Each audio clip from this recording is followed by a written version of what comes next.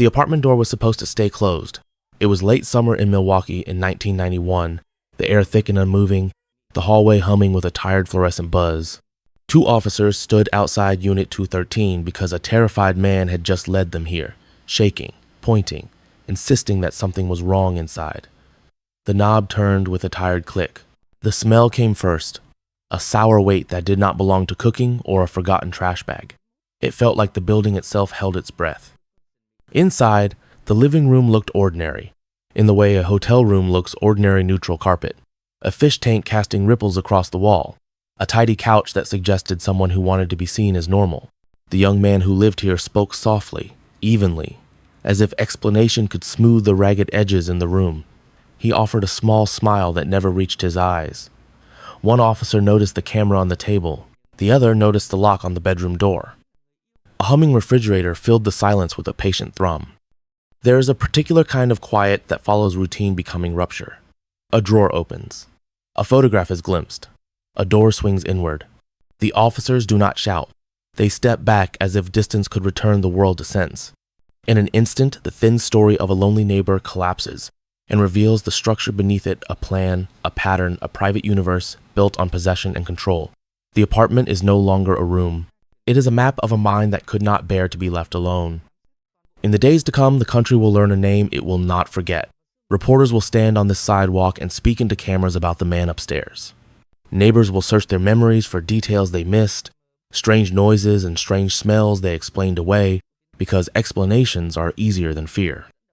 But before the headlines and the courtroom sketches and the questions that will echo for years, there is this moment in the doorway where 2 lives and 17 stories converge, and where the first undeniable truth arrives like winter through a broken window. Sometimes the most frightening thing is not hatred made violent, but loneliness made permanent.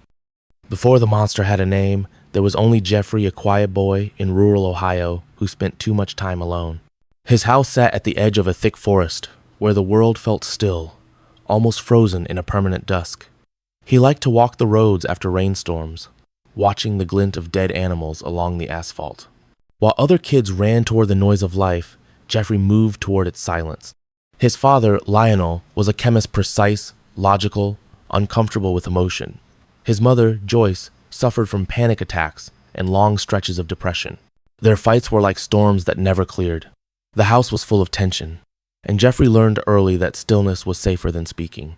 When the shouting began, he would go outside and sit by the road, staring at the thin line where the woods met the sky. In school, he faded into the background. Teachers described him as polite but disconnected, like he's there but not really.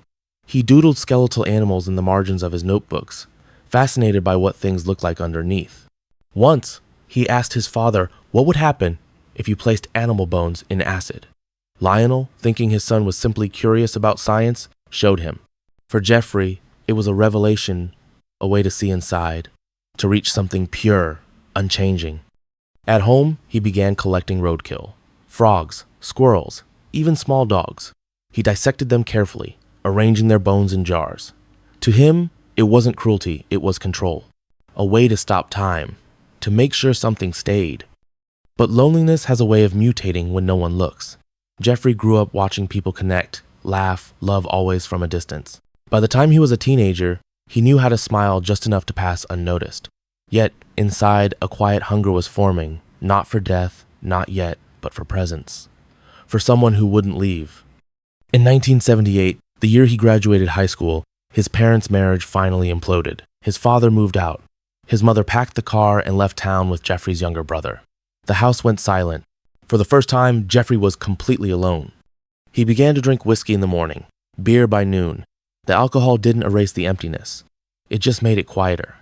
He would sit on the couch for hours, staring at the walls, imagining someone beside him who would never move, never leave, never stop breathing his air.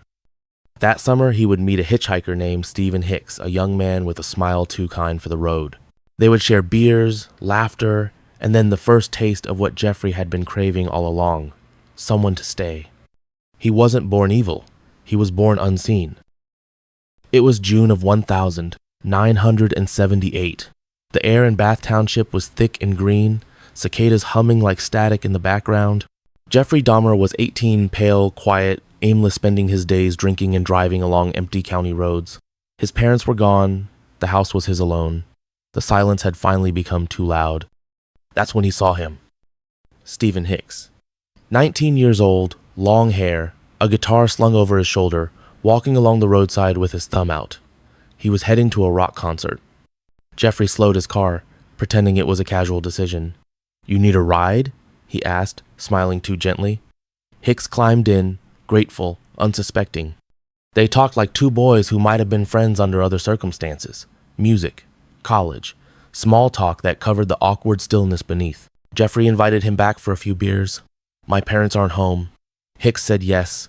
Inside the house, the afternoon light fell through dusty blinds. They drank, laughed a little.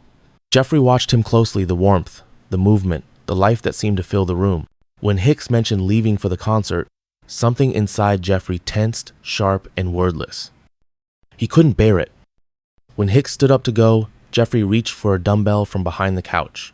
The sound was dull, not cinematic, just final. The air left the room, and in that instant, Jeffrey crossed the invisible line between longing and possession. He sat beside the body for hours, talking softly, as if conversation could undo what had happened. Then came the panic and the methodical calm that would later define him. He dragged the body to the crawl space, open, and studied the stillness as if searching for a reason. He dissolved pieces of bone in acid, just as his father once showed him. What remained, he buried in the backyard, under the trees where no one ever walked. That night, the house was silent again, but Jeffrey didn't feel alone anymore. For the first time in his life, someone had stayed. He cleaned the living room, took a shower, and looked at himself in the mirror. There was no horror, no triumph, only a strange, exhausted peace. He didn't want him to die, he just didn't want him to leave. And so the pattern began small, precise, invisible, the kind of evil that doesn't roar but whispers.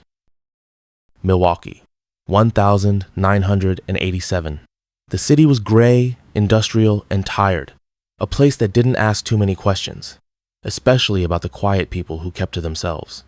In a small apartment on North 25th Street, Jeffrey Dahmer began again. 9 years had passed since the first body. 9 years of trying to be normal. He worked in a chocolate factory, smiled politely to coworkers, kept to his routine. But loneliness never leaves, it only waits. He started frequenting the gay bars downtown, dim lights, cheap beer, nameless faces. There, in the pulse of the music and sweat, Jeffrey found what he thought he was missing. Men who would come home with him, trust him, fall asleep beside him. The night was his disguise. But morning always brought the same dread, the sound of someone getting dressed to leave. The need returned, heavier this time. At first, he tried to make them stay through conversation, through pleading, then through force, then through silence. The line between company and captivity dissolved completely. He began to experiment, sleeping pills crushed into drinks, a body unmoving under his hands. Control, always control. Neighbors noticed the smell like rotten meat. They heard drills, thuds, the whir of a saw. When they asked, he smiled softly and said, "My freezer broke." They accepted it. He was quiet, polite, not the kind of man anyone feared. And the police? They came close. Once, when a boy escaped from Jeffrey's apartment, naked, bleeding, disoriented, 2 women in the building, called 911. The boy spoke no English. Jeffrey told the officers it was just a domestic argument between lovers. The police laughed, embarrassed, and handed the boy back to him. Minutes later, the child was dead. The file was closed. The system moved on. The system didn't fail once. It failed 17 times. As months passed, the walls of his apartment grew crowded bones, photographs, skulls arranged with meticulous care. Each object was a monument to his fear of abandonment. His freezer became a shrine of preservation, heads, hearts, fragments of memory. Yet, for all his control, the edges began to fray. The smells grew stronger, the lies thinner. His eyes hollowed, his skin grayed. The loneliness he tried to bury now lived inside every room. On the 22nd of July 1991, Jeffrey brought another man home, Tracy Edwards. He offered a drink, a movie, a handcuff. But this time, something shifted. When Jeffrey turned his back, Edwards ran. Down the hallway, barefoot, wrist chained, screaming for help. Moments later, police officers followed him back to the apartment. the same apartment where the story began, apartment 213. Inside the refrigerator, they found what no one wanted to believe. Wrapped in plastic, organs sealed in bags, photographs of dismembered bodies arranged like souvenirs. The city that had looked away for over a decade finally had to see. The courtroom was silent, the kind of silence that doesn't wait for words, but for something deeper, a sign that any of this could make sense. Jeffrey Dahmer sat in a beige shirt, hands folded neatly, eyes lowered. No tears, no defiance, only stillness. When the judge asked if he understood the charges, he nodded. 17 counts of murder. 17 lives. 17 names that no longer echoed beyond their family's grief. The prosecutors detailed every horror, the photographs, the bones, the freezer. The gallery cried, some gasped, some left. But Jeffrey never looked up. When given the chance to speak, his voice was calm, almost gentle. I know my time in this world is over. I knew it the moment they opened that door. What I did was beyond evil. I created my own world, a place where I thought I could keep them with me. I thought that made it love. No one in the room breathed. He spoke of loneliness, of obsession, of an urge he could never quiet. He didn't ask for mercy. He didn't blame his parents, his childhood, or the system that failed to stop him. He simply said, I wish I could give back what I took, but I can't. For some, it sounded like remorse. For others, like another manipulation, the final mask of control. Families of the victims were given their turn. One by one, they stood shaking, screaming, sobbing. One woman shouted, I hate you, Dahmer, I hate you. He didn't flinch. Another parent whispered, May God have mercy on your soul. The judge's gavel struck once, twice, 3 times. Sentence, 15 consecutive life terms. Over 900 years in prison. Reporters filled the streets outside. The words, monster, cannibal, evil incarnate flooded the headlines. But inside the prison walls, Jeffrey Dahmer became quiet again, polite, compliant, strangely serene. He attended Bible study. He told the prison chaplain he wanted to be baptized. He said he believed God could forgive anyone. One interviewer asked if he felt guilt. Jeffrey looked down and said, almost softly, Guilt isn't enough. I wish I could feel pain for what I did, but mostly, I feel nothing. That, perhaps, was the truest confession of all. Morning in Columbia, correctional institution, always began the same. The metallic clank of gates, the smell of bleach, the faint echo of a world that forgot how to care.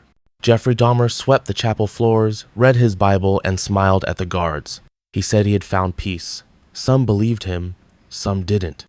He became a ghost moving through routines, eating alone, reading scripture, writing polite letters to his father. I've accepted what I am, he wrote once, and I know I deserve whatever comes next. But even in prison, where every man wore his sins on his sleeve, Jeffrey stood apart. He didn't fight, didn't argue. He just existed. Until one morning, November 28th, 1994. He was assigned cleaning duty with 2 other inmates. One of them, Christopher Scarver, was a man who claimed he spoke to God. As guards left them unsupervised, the prison hummed with its usual dull rhythm footsteps. Water running, metal scraping against tile. Then, the silence cracked. A scream, short and sharp. Then another. When the guards returned, they found Dahmer on the floor, his skull by a metal bar. His body twisted in a pool of his own blood, the same red he had once drained from others. Scarver told officers, God told me to do it. And just like that, Jeffrey Dahmer, the man who feared being left alone, met his end in isolation. No final words, no audience, just silence swallowing silence. News of his death spread like fire. Some celebrated. Some wept for the victims who never truly got justice. Others wondered if forgiveness had any place in this story at all. His ashes were divided between his parents, 2 people who had once held a baby, and could never understand what he became. Yet the world couldn't let him go. Documentaries, interviews, reenactments his name lingered, retold, reshaped. The apartment was torn down, the lot paved over, but even now, people drive by and whisper, this is where he lived. Perhaps the most chilling truth is that Jeffrey Dahmer didn't emerge from the darkness. He was born in it, and the world around him simply never noticed. In the end, it wasn't hatred that created him. It was loneliness, the kind that turns affection into obsession and silence into hunger. The camera pans out the empty lot where apartment 213 once stood, grass trembling in the wind. No screams, no ghosts, just the quiet hum of a city that will never fully sleep again. Because evil, once named, never truly dies. It just waits for someone else who can't stand to be alone.